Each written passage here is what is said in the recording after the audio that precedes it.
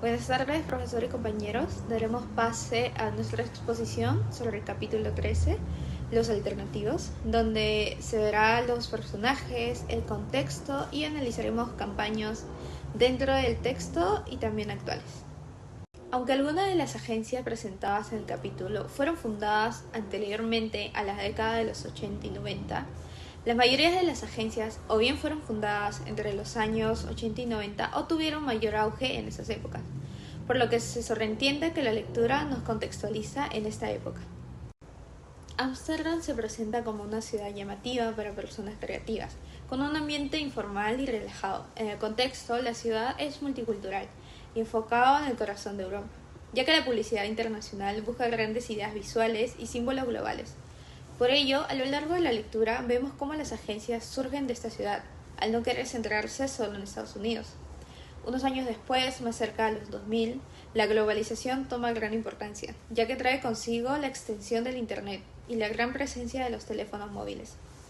Por esa razón, en su mayoría, las agencias utilizan la red virtual y el marketing viral para potenciar sus ideas creativas y plasmarlos en campañas publicitarias icónicas. A continuación vamos a hablar acerca de los personajes que se mencionan a lo largo de la lectura. Para esto nosotros los hemos dividido en las diferentes agencias que se trabaja, que son Wired and Kennedy, 180, Howell Henry, Chaldecott and Lurie, Mother, Strawberry Frog, Goodbye Silverstein and Partners, Crispin, Porter and Bukowski y Fallon. Más adelante vamos a profundizar en cada uno de los personajes y su trayectoria. Bueno, profundizando más en la trayectoria de cada uno de los personajes vistos anteriormente, empecemos por Wieden and Kennedy, que es la agencia fundada por Dan Wieden y David Kennedy en el año 1982. Ambos trabajaron antes en McCann Erickson en Portland y en la agencia William Kane. Otro personaje importante de esta parte de la lectura es Phil Knight, quien era el propietario de Nike, que en ese entonces era una marca no tan conocida y que fue el primer cliente de la agencia. Y finalmente tenemos a Guy Hayward, Chris Mendola, Alex Melvin y Larry Page. Este último fue el director creativo de la agencia y trabajó en Wired Kennedy, Estados Unidos y Japón. Respecto a la marca, bueno, tenemos que uno de sus trabajos más importantes fue la del eslogan de Just Do It para Nike. Respecto a 180 Amsterdam, esta es una de las agencias independientes más reconocidas en todo el mundo y se involucró en el entorno digital desde sus principios. Sus fundadores fueron Alex Melvin, quien fue el planificador estratégico que tenía ya 10 años de trayectoria en agencias londinenses y llevó cuentas como Guinness, British Rail y Midland Bank.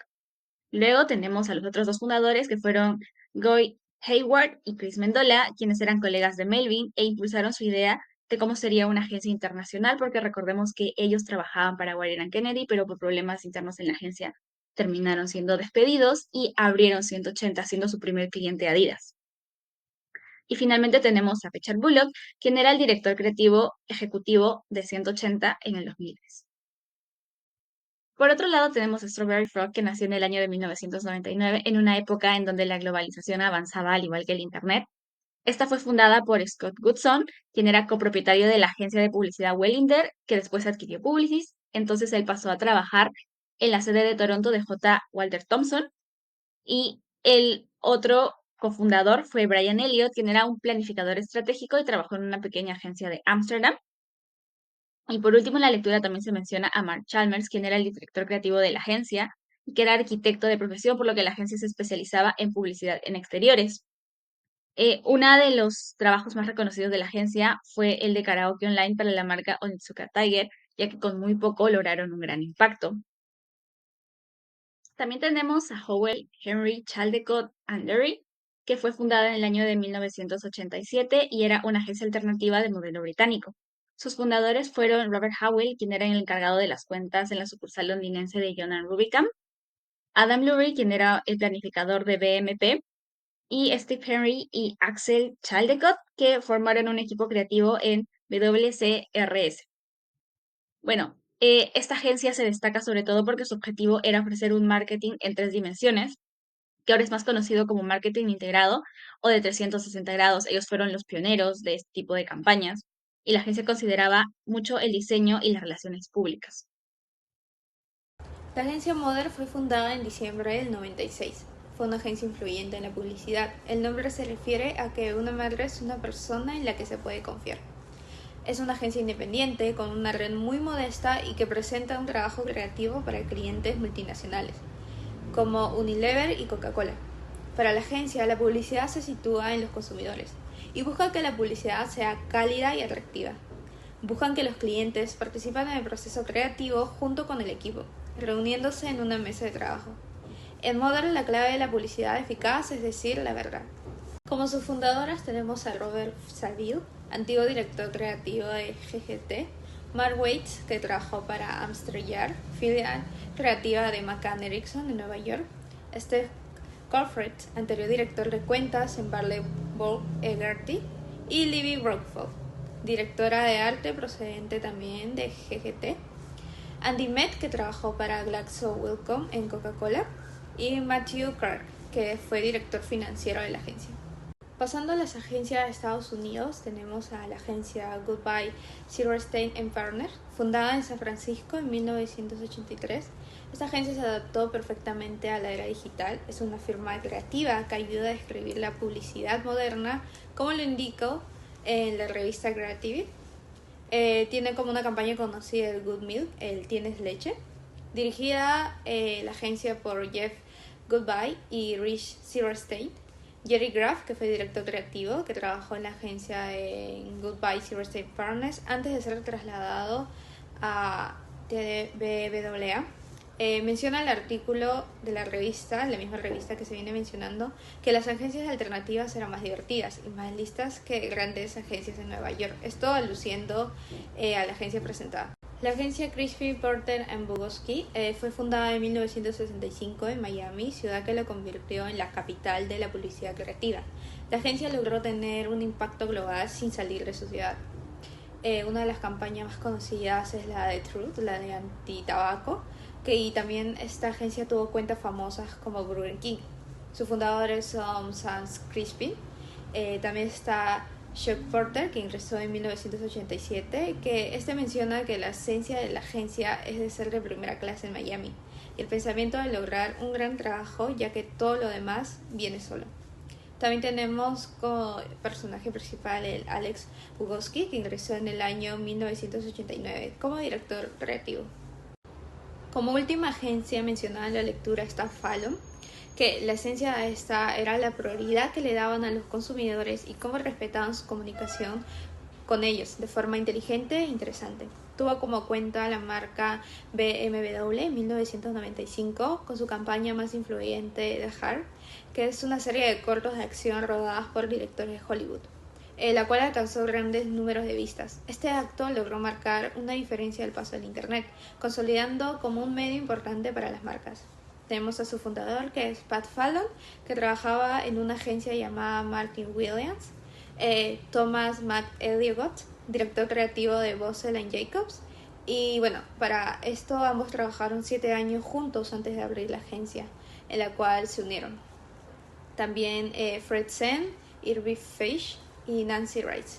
Y como última unión también estuvo Juan Cabral, que fue el director creativo de Fallon.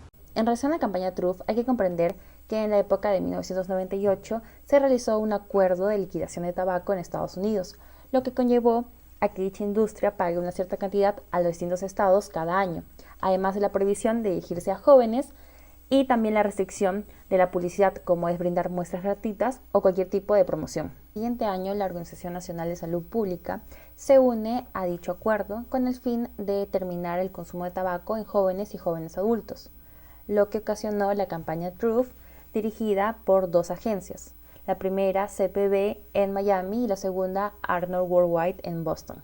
La campaña consistía en buscar evitar que los adolescentes fumen, ya que era mucho más sencillo prevenir antes que convencer a un fumador. Además, las agencias no solamente se limitaban a colocar anuncios mostrando las consecuencias, sino formar una marca en relación a la verdad. En el 2000 y en esa época se lanzan los primeros anuncios de la campaña de una forma cruda, los cuales promovían las creencias de cuidar los intereses propios, además de no confiar o contar con el gobierno y las corporaciones. Por otro lado, la campaña The Hire, realizada por la agencia Fallon, para la cuenta de BMW se centraba en aumentar la visualización de la marca en un mercado internacional, ya que estaba exclusivamente dirigida a difundirse por Internet, mediante su propia página web, con una serie de cortos que resaltaba la eficiencia y el valor de sus automóviles. El primer corto se colgó en la red el 25 de abril de 2001, alcanzando más de 10.000 millones de visualizaciones. Esto es gracias a que en la época hubo un indicio que los consumidores de automóviles de lujos se encontraban navegando por Internet, siendo más frecuente en jóvenes adultos entre los 25 a 35 años. Asimismo, el uso de Internet estaba dando pequeños pero grandes pasos, especialmente por esta serie de cortos, ya que gracias a ellos Internet se consolidó como un medio apropiado para las marcas, generando así una nueva clase de publicidad. En primera comparación tenemos a la campaña Death from Former Smokers de los Centros para el Control y la Prevención de Enfermedades. Fue lanzada en 2012 a cargo de la agencia Arnold Worldwide, que es una agencia que forma parte de Havas Creative Group, que como sabemos es un holding publicitario global. Para empezar a hablar de la campaña, podemos hablar sobre la llamada de atención, que en la campaña se utilizó lo que eran testimonios gráficos y personales de exfumadores que sufrían enfermedades graves debido al tabaquismo. Y estos testimonios en sí eran muy impactantes y emocionales, ya que estaban diseñados para poder mostrar las realidades crudas y devastadoras que deja el tabaquismo. En la propuesta única de venta tenemos que se mostraba la autenticidad y la realidad impactante de esos efectos, y claramente al mostrar a los exfumadores reales y sus luchas diarias que aún tenían, la campaña buscaba dar una visión realista y desgarradora de esas consecuencias. En cuanto a los beneficios, podemos hablar que la campaña llevó a millones de personas a intentar dejar de fumar, con muchos buscando ayuda en lo que viene a ser las líneas telefónicas y recursos en línea. El objetivo de comunicación fue persuadir a los fumadores actuales a dejar de fumar y prevenir estas enfermedades, y claramente usando los testimonios reales pueden ver las consecuencias graves que puede llegar e incluso mortales que puede llegar el tabaquismo con las personas. Segunda comparación de la campaña de Haier, tenemos a Display Epic de Volvo, que estaba a cargo de una agencia que es sueca llamada Formans Waterfront. Bueno, como llamada de atención, podemos hablar sobre la estrategia que Volvo la intención fue capturar la atención masiva con un anuncio donde mostraba a un actor famoso, el cual era Jean-Claude Van Damme, realizando una maniobra épica de split entre dos camiones Volvo en movimiento. Y bueno, la impresionante ejecución visual que se hizo y el factor de asombro fueron claves para poder atraer a la audiencia. En propuesta única de venta tenemos que la demostración dramática y visualmente impresionante de la estabilidad y precisión de la tecnología de dirección de Volvo. eh, el anuncio se centró más que todo en resaltar las capacidades técnicas y avanzadas que tenían los camiones de una forma pues épica e inolvidable. En los beneficios tenemos que el anuncio obviamente se fue un poco muy conocido y obteniendo millones de vistas en YouTube. Y bueno, la amplia cobertura mediática. Esto también reforzó la percepción de Volvo como un líder en tecnología y seguridad en cuanto a la categoría de vehículos. Y en objetivo de comunicación tenemos lo que fue poder mostrar de manera impactante la avanzada tecnología y dirección que tenían los camiones Volvo, y más que todo la tecnología de seguridad y poder diferenciar sus camiones entre toda la categoría del mercado. Finalmente, en relación a la argumentación de la aplicación de dos campañas, consideramos que The Heart de BMW y Truth de la Truth Initiative ofrecen valiosas lecciones y estrategias que pueden ser aplicadas en el contexto actual, aunque sufriendo ciertas adaptaciones para alinearse con las nuevas tendencias del mercado. The Hire puede seguir siendo relevante con un enfoque de contenido de alta calidad y narrativas envolventes, mientras que The Truth debe de innovar en su narrativa para mantener su efectividad en la lucha contra el consumo del tabaco y el vapeo entre los jóvenes.